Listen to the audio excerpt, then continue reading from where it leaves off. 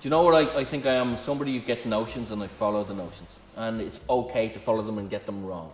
What would I describe myself as? Do you know, I'm some kind of artist. I mightn't be very good. I mightn't be very successful, but I'm valid in I take creative notions and I follow them. That to me is the most, important thing. Look, we're sitting beside a piano and I'm not going to pick your sound, but I mean, you could approach the piano and go, I can't go near that because I don't know the chords. Or you could just hit a couple of notes and make a song up. My name is Ciarán Coogan. I'm a facilitator, theatre maker. For a long time I would have described myself as an actor who didn't have the nervous system to completely follow that path. I found a certain freedom when I stopped trying to become actively an actor, and I don't have an agent anymore and I don't do auditions anymore, and if I do anything I do it for myself, because really there's a difference between, they call it the acting business because it is a business, The acting's one part of it, but you are a self-employed company and it takes a lot of energy. But when you kind of get over yourself and go, because the actor's nightmare is, I'm not going to make it, or the phone's not going to ring, It's when you go, okay, well maybe that is the case. And then you leave that stuff behind, there's a freedom in creativity, then you're going, well, I can write, I can make things, there are no rules anymore.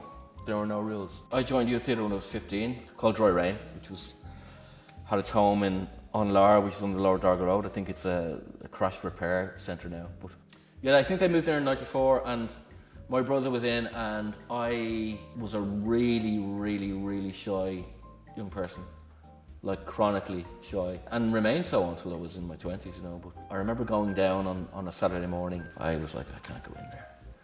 And a woman in the Dry Rain jumper just came out and grabbed me and went, whoop, in you go. And I was straight into an improv circle, and I never looked back, It was the greatest vocal instrument I had in my teenage years, because chronically shy, yes, but I could step onto stage and be, or express who I was or what was inside me, That's how I kind of started.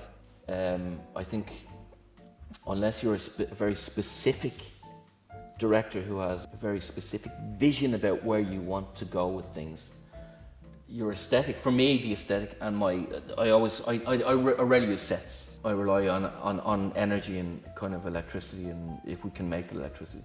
And I think the best directors I've ever worked with have just given me avenues to go down. Go and make the choices. You will figure it out.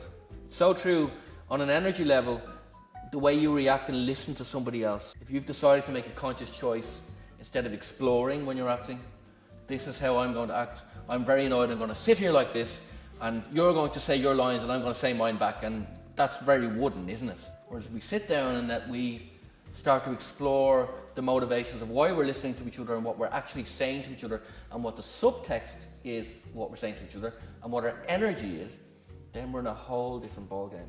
The psychology of acting is amazing, I find. Just only now I'm actually appreciating the absolute psychology of performance and intention and all that. Whereas before I would have thought that was all just, now it just fascinates me. And the cons are, one of the biggest ones is how transient it is. You're working, you're not working, you're working for 6 weeks with people or 8 weeks with people, and you are locked in. You are like a family, a unit. You get to know people. You're in their physical space, you're in their intimate space, you're linked for 6 weeks and then gone. They're just gone. At 8 o'clock, nothing happens. It's a nomadic world and it needs a nomadic acceptance to it. Do you know what other profession is there where if you're an actor and you want a role and you're like, I really want this role, I want this role so badly, and you get the role and you rehearse and you're going, this is amazing, I'm working with amazing people and it's brilliant, and then you roll on and you get so invested in it, and then it gets closer to the show and you start going, why am I doing this to myself? Why, like, shows in 2 weeks, oh God, why do I do this to myself? And then it gets closer and closer and you're like, oh God, why do I do this to myself? Can't sleep. Like, I've done this to myself. And anyone who says this doesn't happen is lying. It's true. Do the first show, bang, yeah. This is amazing. This is the best thing ever. Bang, over. Why did I do that? There's an audition. Yeah, I want that role. And that cycle, And if you look at that psychologically, like, what's going on there? Why would you put yourself through that torture, you know? Because it's so electric and that energy is so, you know, it's pure. Don't know about anybody else, just for me, anytime I was on stage doing stuff where I felt we really hit it, I'm like, that's pure energy. And you can feel, it's like a tide, you can feel that you're getting the energy if the audience are with you, and you can hold it, push it back, and they'll give it back to you. But you're kind of in control of that, you know, that wave. Oh man, there's nothing like it in the world, you know.